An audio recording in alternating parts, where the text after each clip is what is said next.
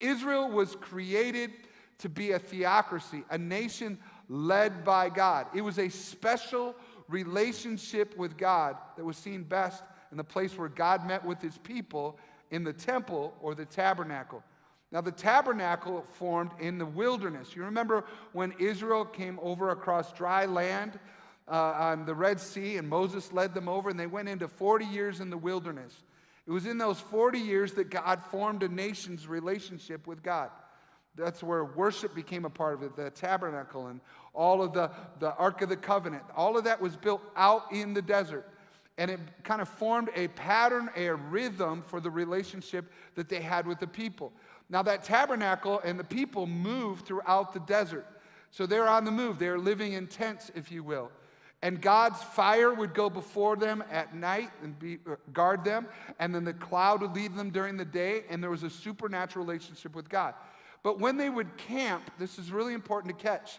Maybe you haven't caught it in the Old Testament before.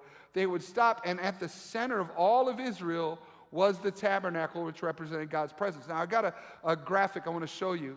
For this is kind of a view of how they would camp. They would camp, and the tabernacle is in the middle. So that tabernacle, that little yellow box in the very middle, is where the Holy of Holies was. That's where the place of worship was. They would meet with God.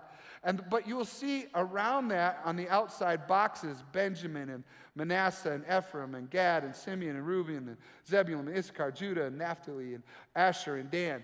All of those are the tribes of Israel. Literally, when they would camp around the tabernacle. The center of Israel was literally the presence of God. So wherever they went, the most important thing for them was that God was at the center of what they did. This is very unique, by the way, even for those days. In the wilderness, the tent literally had the 12 tribes of Israel camped around that tabernacle. And it represented the presence of God. Worship and sacrifice and healing literally happened in the presence of God. Now, this is a little bit of a history lesson, but I want you to consider that the entirety of the Word of God is there for something. It's there to point us in a direction to consider our own ways. As God was building a relationship with people, He wanted those same people to put Himself at the center of their life, their daily life. And when they had God's presence, He promised that He would have healing, that He would have joy for them, that He would give them wisdom, that He would give them insight, and He would lead the people. Later on, when they got into the promised land and it was firmly established, the tabernacle moved into a temple, King Solomon built the first temple. And when he built that temple, it became a fixed place in Jerusalem.